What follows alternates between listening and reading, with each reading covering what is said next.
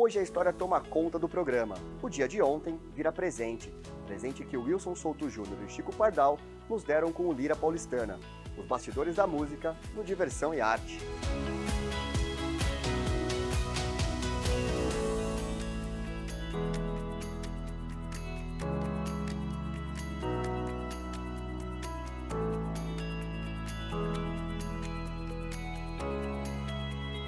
Diversão e Arte está começando e hoje, pela primeira vez, a gente recebe uma dupla de convidados. Wilson Souto Júnior, animador cultural e fundador do Lira Paulistana e da gravadora Atração, e Chico Pardal, também animador cultural, também fundador do Lira Paulistana e produtor musical na gravadora Atração. Muito obrigado pela presença de vocês, por terem aceitado o nosso convite. Um prazer recebê-los aqui. Bom, como eu citei no início aqui na apresentação, ambos são fundadores do Lira Paulistana, um espaço icônico, muito importante para a cultura, para a arte, não só de São Paulo, do Brasil todo, né, que recebeu grandes nomes da música, espetáculos de teatro, de literatura, até exibição de filmes. Então, para começar esse papo, eu quero saber que lembranças vocês têm do surgimento do Lira Paulistana. Olha, São Paulo não tinha Sescs, não tinha essa multiplicidade de espaços para apresentação de bandas. Eu, como músico, senti essa carência. Eu tinha saído de uma temporada do Gota d'Água e fiz parte da banda da Gota d'Água. E imaginei que a rotina de um teatro seria o ideal para montar um espaço. E procurando esse espaço na Teodoro Sampaio, tinha um espaço de 400 metros quadrados que daria, inclusive, para ser um espaço pluriutilizado. O fato é que a gente encontra um porão numa porta pequena, no 1091A, e esse porão tinha 400 metros quadrados e uma saída que dava para ser emergência nos fundos, que era uma viela sanitária. O fato é que a demanda foi tão grande que em pouquíssimo tempo a gente não tinha mais horários e nem horários alternativos, que foram todos ocupados. E o Chico veio como iluminador e como sócio do empreendimento. Ele e Plínio Chaves, uma outra grande pessoa, saudosa na nossa memória. Assim, a maior parte do tempo era a música. Eventualmente a gente fazia uma sessão de cinema, fazia teatro infantil. Ou seja, além de música, teatro, literatura, cinema, ainda tinha também o jornal produzido por vocês, o Lira. Era inspirado no Time Out londrino, que era o quê? Um jornal que fosse geral, no sentido de mostrar os bairros de São Paulo, o que tinha de programação nos bairros, bares icônicos que ninguém sabia que existia, só ali na Freguesia do Ó, na Moca. Então, ele, além das matérias que ele tinha, ele era principalmente um roteiro da noite de São Paulo, sem ser só cinema e teatro. Uma das capas que marcou a época desse jornal foi o dia que a Elis morreu. Que tem ela na capa. Chamava Valeu, Elis. É uma coisa que na época ficou... Inclusive era para mim revolucionária essa capa, porque ela não foi de verdade um lamento pela morte de Elis. Não. Foi uma homenagem a Elis dizendo valeu, Elis. Agradecimento. Um agradecimento. E o Lira era economicamente viável, assim, porque vocês dependiam do público ali, né, na venda de ingressos e tudo mais. Como é que é empreender no campo da cultura? Porque assim, envolve um risco, né? Você não sabe exatamente se vai dar certo ou não, se o público vai comprar a ideia. Como é que foi isso? Eu acho que a gente tinha um tamanho e um formato muito redondo nesse sentido. Então, o que a gente conseguia faturar nas porcentagens de bilheteria, que a gente dividia com a banda, ou se cotizar 30, 60, 40, 50, a gente ficava com os 40, eles com 60 para segurar a banda. Isso fez com que a gente conseguisse manter o Lira Paulistana muito bem. Porque ele vivia lotado. E como vários... Às vezes a gente chegou a uma época a brincar dizendo que a gente tinha 1,4 espetáculos ao dia, por causa desses horários alternativos e tal. Então... E não faltava demanda. Foi nessa época que a gente criou o selo Lira Paulistana, que teve como primeiro disco, que na época era LP ainda, né? Era o vinil, o Itamar Assunção, que o Wilson pode contar como ele conheceu. Itamar Assunção eu conheci numa festa na Feira da Vila, ele no palco, e foi uma catarse ver o Itamar pela primeira vez. E aí os meus parceiros todos se engajaram na vaquinha para a gente poder gravar o primeiro disco do Itamar. E foi um lançamento espetacular, porque foi o Itamar naquela vibração, no nascedouro dele. Mas foi uma feira de rua, assim, normal? Era a Feira da Vila, Feira da Vila Madalena. Tinha todo ano uma feira na Vila Madalena, de artesanato, de comidas, e montava um palco. Pra e nesse palco acontecia várias apresentações. E foi aí que a gente conheceu. Foi o Itamar. Teve outros cantores na época que se apresentaram lá, ó, chamava Jorge Mateus, o Arrigo se apresentava lá. Era um lugar alternativo, antes do Lira, era essa feira da Vila Madalena. Mas falando ainda sobre o Itamar Assunção, ao final do show vocês foram até ele, se apresentaram, convidaram para o Lira, como é que foi isso? A gente convidou para se apresentar no Lira Paulistana, e o Itamar foi um grande sucesso nas suas apresentações lá no Lira. Lotava a ponto da gente ter que fazer 2 sessões num teatro de 400, 300 lugares no máximo. E ficou um mês inteiro se apresentando. E a estética dele era bonita, porque ele tinha a música lá do Beleléu, Isca de Polícia. Então, a frente do palco foi toda montada com cordas, imitando uma grade de cadeia. Porque ele dizia isca de polícia, porque ele sentia que toda a blitz que ele passava, alguém ia dar porte para ver se ele tinha arma. Era o problema recorrente do Itamar. Racismo estrutural. Né? Por isso que ele montou a banda Isca de Polícia. É muito engraçado. E foi um sucesso estrondoso. O Lira em si também teve a felicidade de ser o espaço certo na hora certa. Como eu te disse, já não tinham outros espaços que poderiam acolher esse tipo do que se chamou de vanguarda paulista. O primeiro espetáculo de música que teve para valer, assim, depois do Fogo Paulista, era um espetáculo que tinha à meia-noite, de sexta-feira e sábado. Chamava Vozes e Violas. Era Tetê Espíndola, Alzira Espíndola, Almir Sater, Capenga, Jereba. Depois desse espetáculo, os artistas começaram a procurar a gente para se apresentar lá. O Arrigo Barnabé é outro nome muito importante ligado ao Lira Paulistana, né? E dele, que lembranças vocês têm? Então, o Arrigo é uma coisa sui generis, porque ele já tinha um tamanho que o Lira Paulistana não comportava. Ele era maior do que o Lira Paulistana, ou poderia agregar mais público do que os nossos 180, 200 lugares. Além do Itamar Assunção, do Arrigo Barnabé, muitas bandas também tiveram destaque no Lira, apareceram no Lira, né? O caso dos Titãs, Premeditando o Break, Ira, o Traje a Rigor. Que lembranças vocês também têm dessas bandas? Tem alguma história de bastidor? O Titãs e o Traje e outros grupos, eles vieram dentro de um projeto que chamava Boca no Trombone. Foram selecionados para esse projeto o Titãs, o Traje a Rigor, o Língua de Trapo, a Laura Finocchiaro. Tinha gente do Brasil inteiro. Porque a gente começou a ser um espaço em que as gravadoras iam se abastecer também de novos talentos. Então eles já entraram em gravadoras multinacionais. A gente sempre diz que se não fosse as bandas e não fossem os artistas, o Lira não existia. Ele existia por causa deles, e eles começaram a existir porque tinha um espaço chamado Lira. Era uma coisa de simbiose. A gente gravava discos ao vivo dentro do teatro, coisa que na época era difícil. Então nós gravamos lá o Língua de Trapo ao vivo, Premeditando. Aí os outros artistas começaram a querer gravar lá, então eles procuravam o Lira para gravar.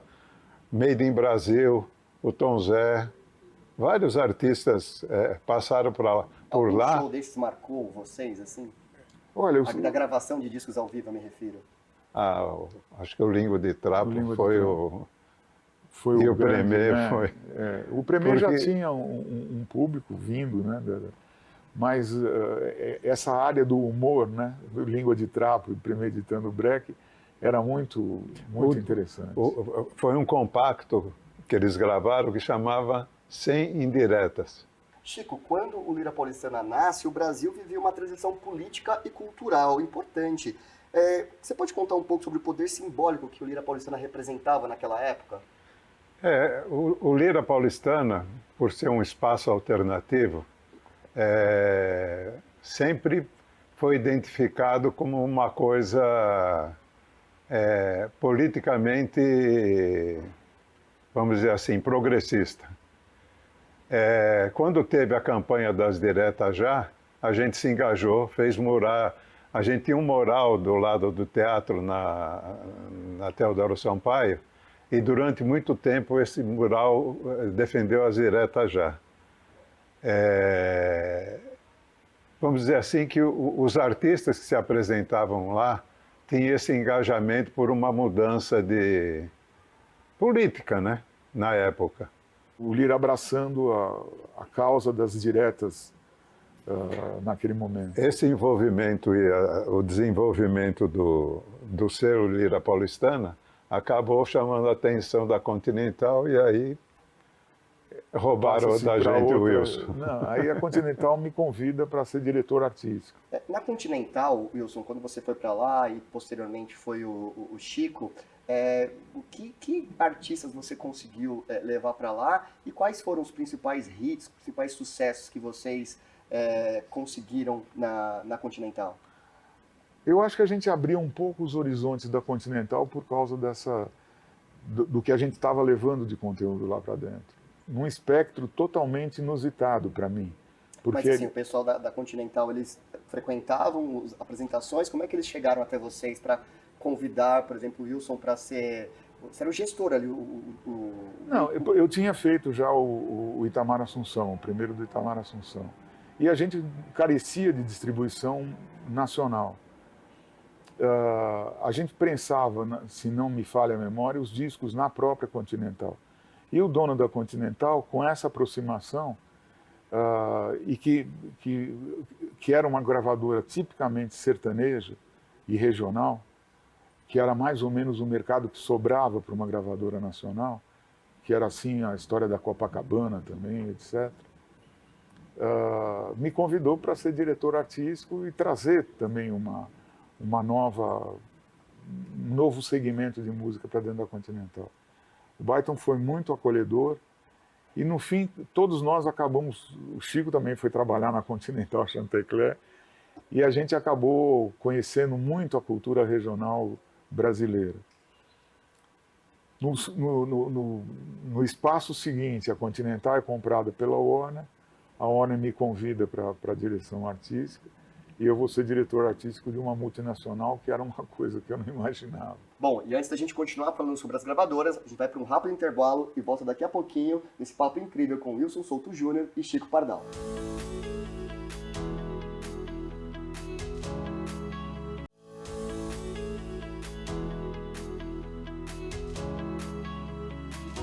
Diversão e Arte de volta. A gente estava falando aqui sobre a época sua, Wilson e Chico, na gravadora Continental. Mas naquele período vocês conciliavam, né? Tanto a Continental quanto o Lira Paulistana. Como é que era essa dupla jornada aí? Olha, a Continental, na verdade, dado o sucesso do Lira Paulistana, acabou nos se aproximando da gente, porque eles gostariam de ter elencos um pouco menos regionais do que eles tinham. A Continental, na época, bem como a Copacabana, que era outra gravadora brasileira, conseguiam gravar muitos sertanejos, mas artistas de MPB, ou artistas, digamos, um pouco mais sofisticados, era uma coisa um pouco mais difícil por causa dos custos de gravação, que a multinacional conseguia absorver com facilidade. Então a Continental nos chamou para que a gente também fizesse uma revolução de cast lá dentro da gravadora. Uma renovação ali. Uma renovação. E aí eu fui trabalhar lá como diretor artístico, o Chico logo depois também se deslocou para a Continental Chantecler, e a gente acabou conhecendo de fato o mercado fonográfico. E na sequência, esse conhecimento do mercado brasileiro, de fato, aí a gente começou a conhecer o grande mercado brasileiro, foi o que acabou nos levando para esse segmento de gravadoras nacionais e multinacionais. A Continental foi comprada depois pela Warner e a Warner me absorveu como diretor artístico. Uma coisa que foi importante na Continental, porque a gente, vamos dizer assim, a gente conhecia muito a música paulista. A nossa vida era a vanguarda paulista. E para a Continental, a gente descobriu o Brasil. E nós não tínhamos preconceito. Não. A gente acabou tendo, quer dizer, essa lição do Lira de assimilar o que vinha, o Lira assimilava.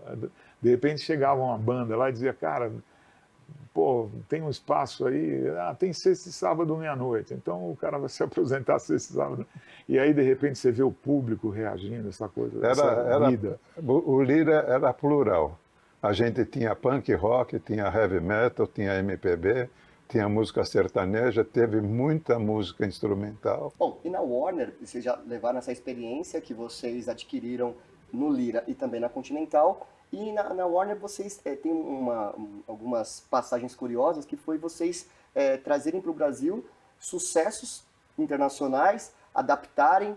Eu queria saber um pouco dessas histórias, assim, desses sucessos que vocês trouxeram aí, fizeram versões, algumas que estouraram no país todo, como o da Lambada. Me conta um pouco sobre isso. Foi o Chorando Se Foi, que a Márcia Ferreira, que era uma das apresentadoras da Rádio Nacional da Amazônia, que era artista e cantora também, faziam muitos shows em garimpo, acabou assimilando para gravar e foi um estouro nacional. E você que fez a versão em português? Na verdade, foi quase literal, né? Chorando se foi, era llorando se foi. Só foi uma versão, digamos. Aportuguesar o espanhol. E fez um sucesso absurdo, absurdo. Né? O ritmo, né? Basicamente o ritmo. Aí começaram a surgir as lambaterias, as casas de dança que davam aula de lambada e eram bares também ao mesmo tempo. Enfim, trouxe um pouco do Norte e Nordeste para o Brasil. Para o Brasil todo. O Beto Barbosa, na época, era um artista regional lá de Belém e, de repente, virou um fenômeno nacional com a lambada, o jeito dele dançar. Trouxe assim, ajudou o Brasil a conhecer um pouco do que era a música regional do Norte e Nordeste. Agora, o fato é que o que a gente percebeu na Continental é que a música de fronteira, a fronteira da América Latina, também entrava em regiões. Por exemplo, Belém foi altamente influenciado pela música da Colômbia, das fronteiras. A música das Trinidad e Tobago. As rádios invadiam o Brasil invadiu essas rádios, então isso meio fez com que a característica musical fosse multinacional, não fosse... E antes desse estouro da lambada, da própria Warner, houve também um caso muito curioso, muito saboroso também, que foi a sua ida, Wilson, para a China, numa turnê que você produziu para a dupla Milionário José Rico. Conta como é que foi essa experiência. Então, Milionário José Rico eram artistas da Continental Chantecler. E numa troca de conteúdos artísticos, a China pede para o Brasil Milionário Zé Rico para fazer esse intercâmbio. E o Brasil pede para a China a ópera de Pequim. A diferença.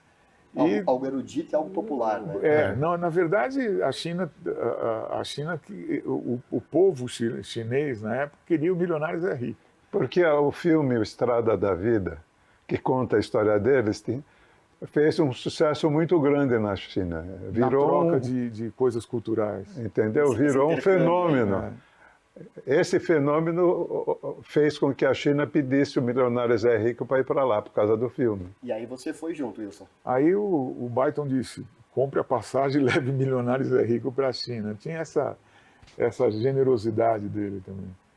E foi uma experiência assim, inusitada, porque eu não sabia de fato o que eu ia encontrar na China.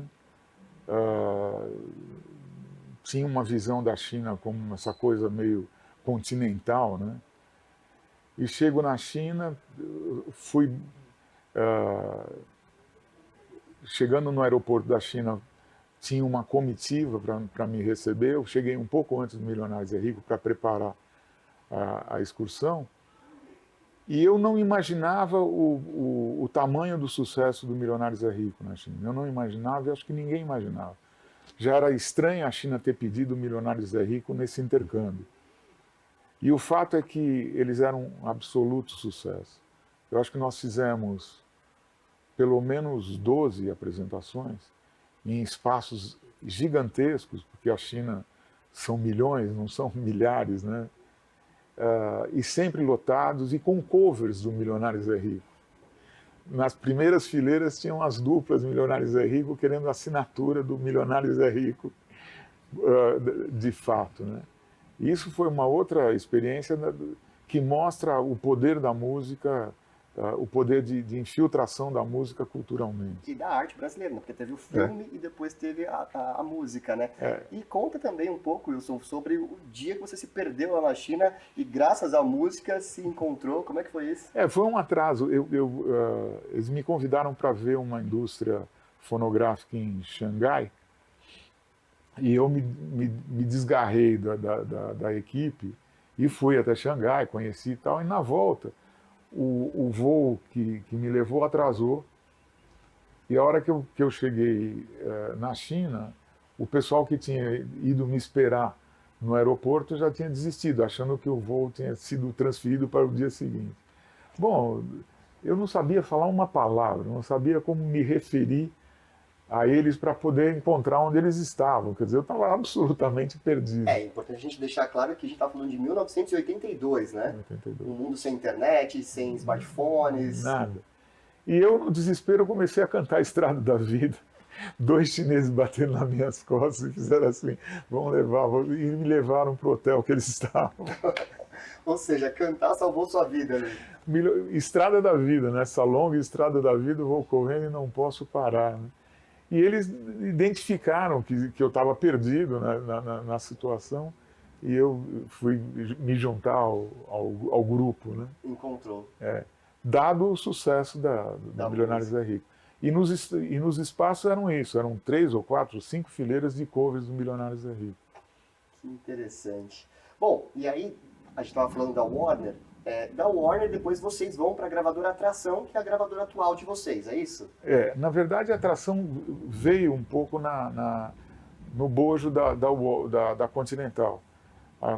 A gente começou a entender a música regional e a gravar a música regional um pouco antes, sim, certo, Chico? Certo. Vamos dizer assim, como no Lira a gente chamou a atenção, quando foi criada a Atração, que a ideia era uma gravadora regional que o Wilson tinha, chamou a atenção da Warner também. Há que se notar também que nós estamos falando ainda do disco físico, do bolachão, da coisa que precisava de fábrica, um processo extremamente sofisticado de corte de acetato, de banhos de níquel para poder prensar discos. E muito caro, um processo industrial caro.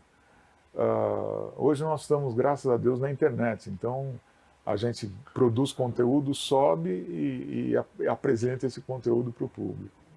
E a Atração, ela teve um sucesso mundial, não foi, Wilson? Carrapicho. Carrapicho era um grupo também do Norte que gravou uma música que virou sucesso mundial. Até hoje. Bate forte o tambor, eu quero tique-tique-tic-tac. Eu lembro. E foi uma coisa para dança, né? Era extremamente dançante. E aí virou A música tem esses mistérios. De repente você, da onde sai, a gente não sabe, mas que sai, né? Vocês são os responsáveis de levar ritmos dançantes, como Chorando Se Foi e Bate Forte o Tambor, tic-tac, para o país todo aí, né? Verdade. Na verdade, tem aquela frase sempre que eu gosto, que não sou eu que me navego, quem me navega é o mar. E o Chico navega junto, então fica mais simples a navegação. Essa dupla navegando juntos. Bom, para finalizar, a gente falou sobre o Lira, sobre a Continental, sobre a Warner, agora sobre a Atração.